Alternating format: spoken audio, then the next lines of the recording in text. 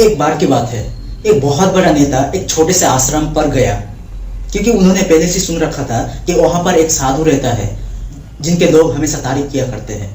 तो इन्होंने सोचा कि आखिरकार लोग इतनी तारीफ क्यों करते हैं उस साधु की। तो ये सब जानने के लिए वो उस आश्रम पर गया, और उस आश्रम पर एक छोटा सा कमरा था जहाँ पर एक तरफ कालीन बिछा, उस कालीन पर एक साधु बैठे हुए थे और एक तरफ कुछ लोग बैठे हुए थे। वहाँ पर सवाल जवाब चल रहा था।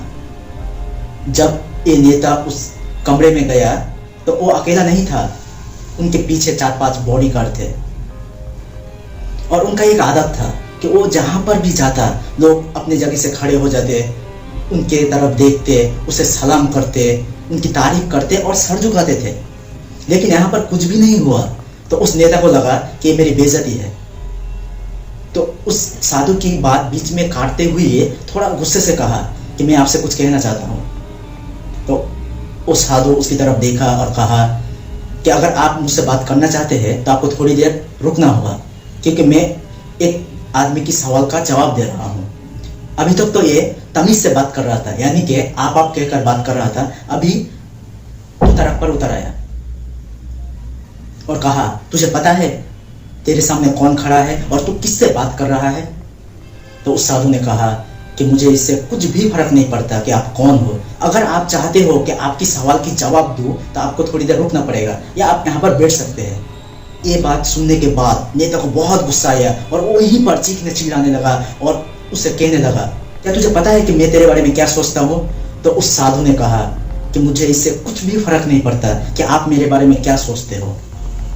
तो उस नेता ने बहुत गुस्से से कहा कि तू सुनना चाहता है या नहीं, लेकिन मैं आज कह ही रहूंगा यही सबके सामने, तू एक घटिया आदमी है, तू कोई साधु नहीं है, तू ढोंगी है, फ्रॉड है, तू हमेशा लोगों को ठगता है। तेरा सिर्फ एक ही मकसद है, यहाँ पर जो लोग बैठे हुए हैं उसके जेब में जितना पैसा है तेरे पास चला है। तू हमेशा लोगों को ठगता है, तू हमेशा लोगों की बुराई चाहता है। इतना सब सुनने के बाद भी वो साधु बिल्कुल शांत रहे और उसके चेहरे पर एक मुस्कुराहट था, एक मुस्कान था। ये देखकर नेता बहुत दिल लग गए और कहा कि बस बहुत हुआ, मैं यहाँ पर एक पल भी नहीं रुकूंगा, लेकिन तेरे पास अभी भी वक्त है। अगर तुझे कुछ कहना है तो कह सकते हैं, अगर तुझे माफी मांगना है तो मांग सकता है। वो साधु बिल्कुल शांत था और उसके चेहरे पर वो हंसी बनी ही थी। वो साधु बिल्कुल शांत और नम्रता के साथ उस नेता को कहा, उस साधु ने कहा कि मुझे आपसे कोई गिला शिकवा नहीं है, मेरे मन में आपके लिए कोई बुरा ख्याल नहीं है। आपने जो कुछ कहा वो आपकी सोच थी, इसलिए मुझे आप पर कोई बुराई नजर नहीं आ रहा है। आप एक बहुत अच्छा आदमी हो, आप एक बहुत भले इंसान हो। ये बात सुनने के बाद नेता की दिमाग सातवें आसमान पर चला गया और वो बहुत खुश हो गया, क्योंकि उस साधु ने वही कहा जो लोग हमेशा उससे कहते हैं। और वो वहां से खुशी खुशी अपने घर चला गया और घर पे जाकर अपने पिताजी के सामने बैठ गया। तो उस नेता ने उसके पिताजी को कहा कि मैं आज कैसे आश्रम गया, वहां पर क्या हुआ, उन्होंने क्या कहा, मैंने क्या कहा। ये सारी बात उस पिताजी सुनने के बाद थोड़ा सा मुस्कुराया और कहा कि उन्होंने तुम्हारी तारीफ नहीं की है, क्योंकि उसने वो नहीं कहा कि जो तुम हो, उन्होंने वही कहा जो वो है। और तुमने जो उससे कहा वो नहीं कहा कि वो है, तुमने वही कहा जो तुम खुद हो। यही बात वेदों में, कुरानों में और बाइबल में भी कहा गया है, यथा दृष्टि तथा सृष्टि।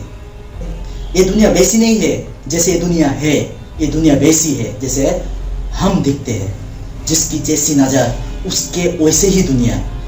हम जैसे इस दुनिया को देखेंगे, हम इस दुनिया के बारे में जैसे सोचेंगे, जिस तरह से सोचेंगे, वो दुनिया ठीक वैसे ही हो जाएगा। अगर हम अपने बारे में बुरा सोचेंगे, इस दुनिया के बारे में बुरा सोचेंगे, तो धीरे धीरे ये दुनिया भी बुरा हो जाएगा और हम भी बुरे हो जाएंगे। लेकिन अगर हम इस दुनिया के बारे में अच्छा सोचे तो आज नहीं तो कल सिर्फ ये दुनिया नहीं, हमारी जिंदगी भी अच्छा हो जाएगा। हम हमेशा यही कहते हैं, ये दुनिया तो खराब है, ये दुनिया में कुछ नहीं रखा, लेकिन सच तो ये है कि हम उसी नज़र से देखते हैं इस दुनिया को।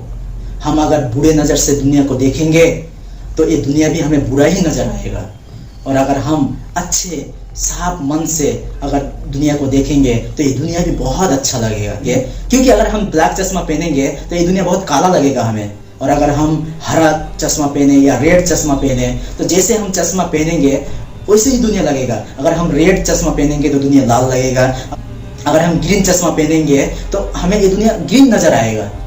ठीक वैसे ही सिर्फ हमारे नज़रिए की देखने की खराबी है। अगर हम अपनी नज़र को ठीक कर ले तो ये दुनिया बाद में बदलेगी, पहले हमारी ज़िंदगी बदल जाएगी। अगर हम चाहते हैं कि हमारी ये दुनिया बहुत शानदार हो जाए, बहुत अच्छा हो जाए, और हम जैसे चाहते हैं वैसे हो, तो सबसे पहले अपनी नज़रिए को ठीक करना पड़ेगा।